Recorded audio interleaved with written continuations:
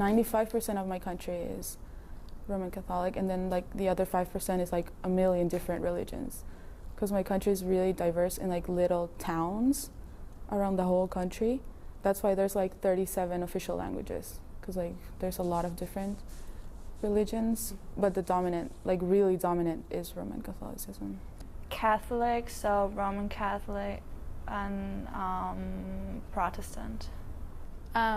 In Denmark, we have a state church, which is Lutheran Christian.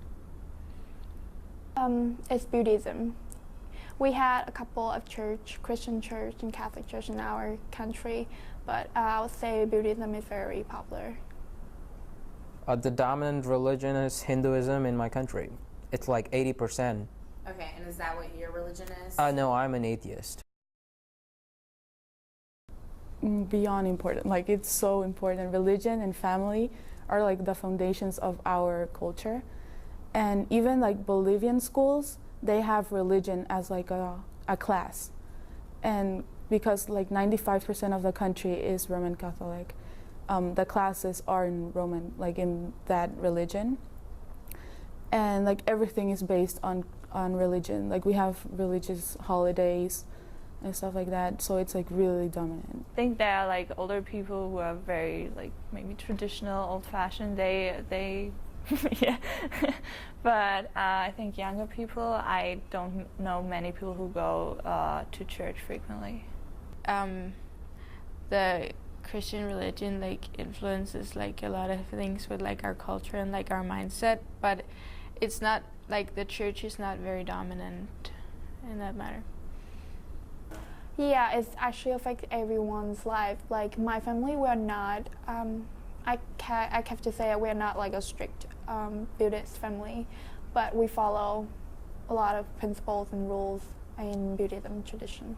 Accordingly, speaking on behalf of my country, it's very important. Like it's like 80% of the population is Hinduism. So I can say like festivals, like in a year of 365 days, in a usual year, like there'd be a lot of festivals. I could say like 30 to 35 festivals.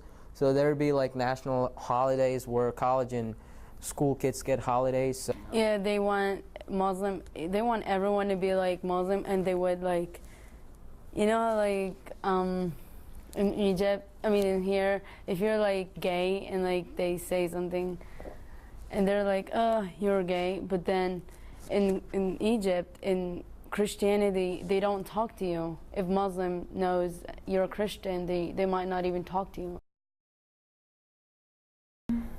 Both of my parents, because both of them work. My mom owns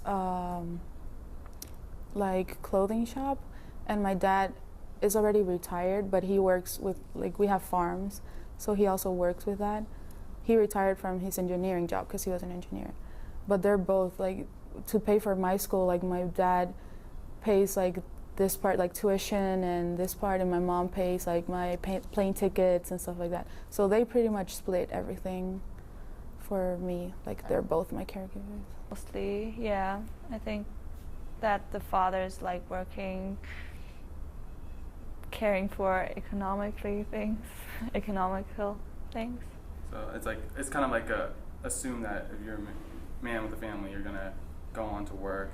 And I think it's changing right now. I know a lot of women who are also working, and the dad is caring for the newborn or something. And like my mom's also working, but she's like part-time working, so she's at home more and more the caregiver.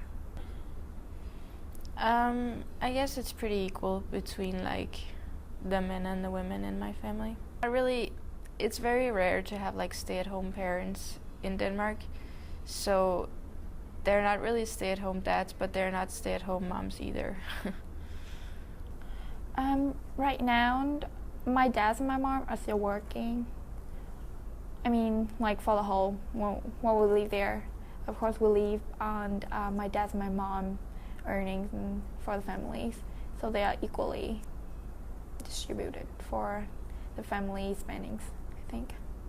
It's pretty similar, exactly. My father goes to work. I mean, he works for the government in the hospital, government hospital, And my mom, she studied for doctor, but she doesn't work. I mean, we have a clinic in our own home, so it's kind of like a small dispensary kind of stuff. So main provider is my father. My father. And what about the caregiver? My mom. Well, my mom, she's educated and everything, but she doesn't work. She owns a business, but she still she doesn't work because of the language. But my dad but the business doesn't even work here. So he still has to send us money from Egypt and Kuwait and the Middle East. He works there. I have a lot of brothers. Like I have 3 brothers and a sister. So I have always been around a huge family. My mom has 6 brothers. My dad has 2 sisters, but we are a huge family. I visit them, like they live in a different city, and I visit them at least once or twice a week. Like it's a must. My mom grew up with her brothers because she was an orphan. So my family is so connected. And I feel like all of my friends back home, they're all really connected to their families, even like grandparents, great-grandparents, like your whole family is really like an important part. I think you can say that in general. It's just like depends on your family. Like I have friends, they come home from college, like from university every weekend because they want to stay with their family, but like I wouldn't do that, so it's like different. I guess it's pretty important, but probably not like as important as like I imagine it is like in other countries. It's not like we're that close and we like get together for family dinner every Sunday with the entire family. We don't really see your family that much. It's not that important, but it is important. That's very, very important for me at least.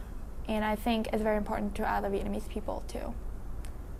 It's very important actually because there's like a huge like a huge difference between what the family here between here and in my country, because here in a family like a student or a child starts working I think on an average of like 15 or 16 years and start making their own money kind of like for their own use. But in my country the family tells their child or children to focus more on studies, and I think the students do not usually work till they get employed like at age like 25, 24. So family, it's like, and the parents want their children to focus more on the studies rather than work. My family to me is my world. Like I can never trade anything with my family. Like my boyfriend, when he told me, oh, would you trade me with your family? Like, would you like, if your family didn't accept you? I mean, you know, like marriage, it's like an arrange, once you go and arrange a girl, and like if the father agrees, and so you marry her.